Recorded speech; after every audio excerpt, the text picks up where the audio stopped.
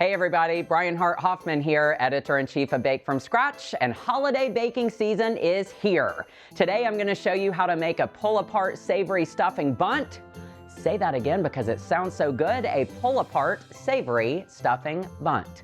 It's all the flavors you know and love of traditional stuffing, and it's sure to be a new Thanksgiving showstopper on your table. The link to the recipe can be found in the description below. You're gonna love it, and you're gonna wanna dig into it. Let's get started.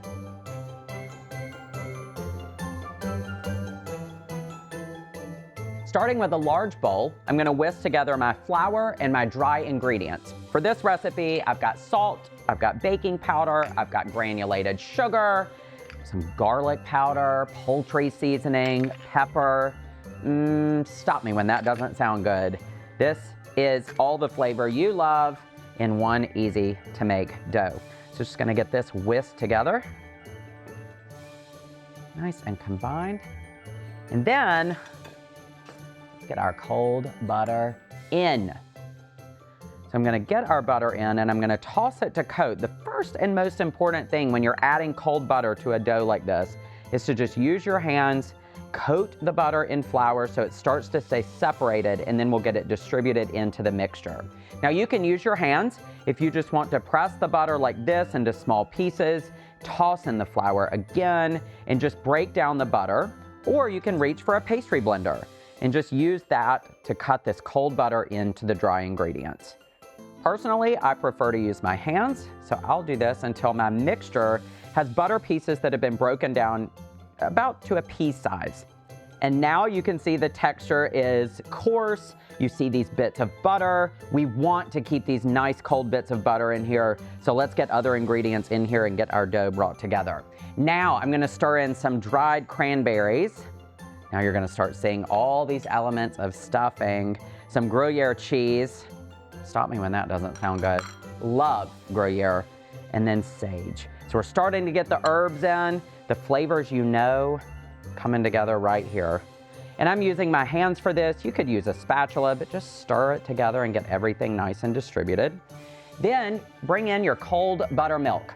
So now we're gonna add another wonderful flavor for this dough, buttermilk. You're gonna get a nice tang from the buttermilk. It keeps the texture of the dough super nice and tender. And then here, it's easier to start stirring with a fork because we want to get our dough brought together nice and shaggy, really making sure that buttermilk gets distributed all the way through. So using a fork helps you do that. Don't be alarmed if this mixture stays crumbly and you think we do not have a dough. We do, in fact. And I'm going to show you what that looks like. You really want to be careful not to overwork the dough. That's why we're just gently stirring with a fork, making sure that buttermilk is all the way throughout. And then we're going to turn this out onto a surface and really start to see this come together. Then scatter a little bit of flour on the surface and turn out the dough. I want to show you this though so that you know you have not made any mistakes. The dough will be loose. Here it is after that mixing with a fork. And I sometimes just press a little in the bowl to try to pick up some of those dry ingredients, but it's okay because we're gonna bring it all right back together after we turn it out onto that floured surface. Like I told you, crumbly is beautiful here. So now take your hands and you're gonna start pressing this into a large rectangle. And I just use this side of my hand and I press. So now I'm compressing all of these ingredients together. We have the buttermilk in, but we don't have a smooth dough yet. So we're gonna go through a process of doing some folds and rolling the dough to build some strength here, but it's gonna still stay nice and tender. Somewhere between like a, think about like a savory, soft biscuit. So that's what we're starting with here. And I'm just wanting to press this until it's about 1 inch thick. And then I'm gonna bring in my rolling pin and we're gonna roll this out into a 15 by 6 inch rectangle. And I'm just gonna be very gentle here.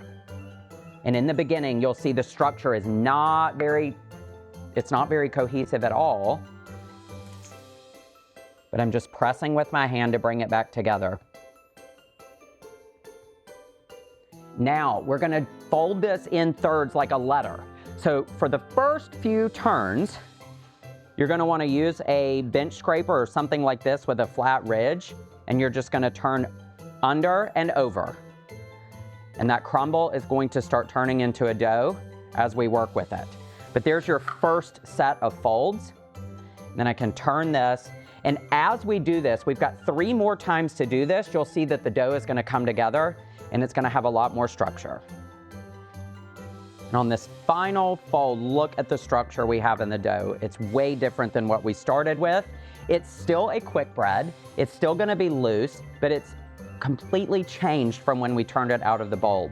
So now for the final roll before refrigeration, I'm gonna roll it into a 10 by 9 inch rectangle that's about 3/4 of an inch thick. Look at that. Totally different than how we started. We've got nice layers here. The dough is gonna be so perfect and smells so good. All right, now I have to be patient. I've got a sheet tray here that I've lined with parchment. I'm gonna cover and put it in the refrigerator until the butter is cold again, about 20 minutes. After refrigeration, it's time to get these cubes ready to become some monkey bread. Now I am going to leave them on the parchment so that I don't need any flour on the surface. And I love the Williams-Sonoma bench scraper because it has a ruler on it. So I can see the measurements here for 1 inch. I'm looking for 1 inch squares. Otherwise, you've got to get this thing out, and we know I don't like using that. So let's just use this as a little guide. And then I just press straight through. And you can leave this in a grid like this on the parchment. See, just making this easier and easier for y'all. And this is just rough cuts here. Even if it's a little less than an inch or a little bit more, nobody's gonna be mad at you. I certainly will not be. Because again, this is like a quick bread. It's pull apart, it's rustic. A little bit of a demure baked good. Being mindful to cut each piece. See, I didn't even get that perfect, but I'm not mad. You could use a sharp knife for this if you do not have a bench scraper, or if you just want to use a sharp knife. And if y'all could smell this kitchen, there's something else coming up in a minute that, another reason to be making this. Ta-da.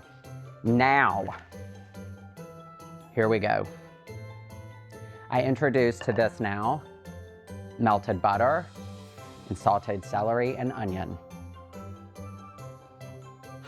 The aroma is blissful, and now we're gonna get our pieces of dough tossed in this mixture. So just break them up and add them to a large bowl. You can already see where this is going, to the land of deliciousness. And if any of the pieces of dough stick together, just separate them right back. And you could even just take the first few pieces that are in, start to coat them in the butter before adding the next. Just wanting to get even distribution of our dough into the melted butter with the celery and onion. After all of the pieces are in, this is when you really want to make sure you're getting the butter, the celery, and the onion evenly distributed and all of the pieces coated. That's what's going to keep this pull apart. They're going to have that nice butter coating, and I mean, let's also not skip on that flavor that we're going to get.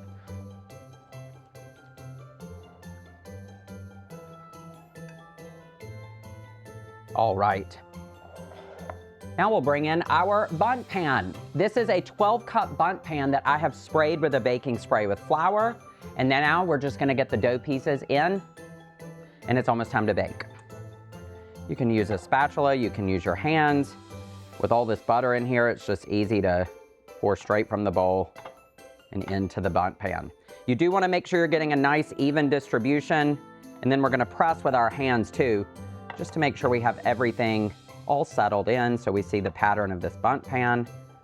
All right, after everything's in, you could use your hands or the spatula and just gently press. So now we're compressing the dough with the onion, the celery, the butter. So just press it down with the spatula or your hand. We're not ready for the oven yet. We're off to the freezer for 20 minutes. We just want to get the butter cold again. So the whole thing of this recipe from start to finish until baking is to keep the butter cold so we get a beautiful texture to this dough that we made, and then it's gonna bake. All right, so off to the freezer we go. Are y'all ready for this? It's baked, it's been sitting for 10 minutes, and the best part is we were patient enough during all that refrigeration and freezing. We are not waiting any longer. We're gonna eat this warm. So let's get our pan, there we go. Get our pan to the side while it's hot. Why wouldn't we add a little bit more cheese? Oh, you can just, well, you can only imagine that the crowd is gonna go wild for this. Thinking you could even do like a little cup on the side of some melted butter, but it's time to pull that apart like that, okay? This is gonna be delicious. Serve it warm, enjoy it warm, you're gonna love it. I'm so glad you joined me today, and the description for this video includes the link to the recipe and how you can be a part of the Bake From Scratch community. And please don't forget to like the video and subscribe to this channel so that you never miss another delicious minute. Preheat your ovens, everyone. It's time to bake and time for us to dig in on this.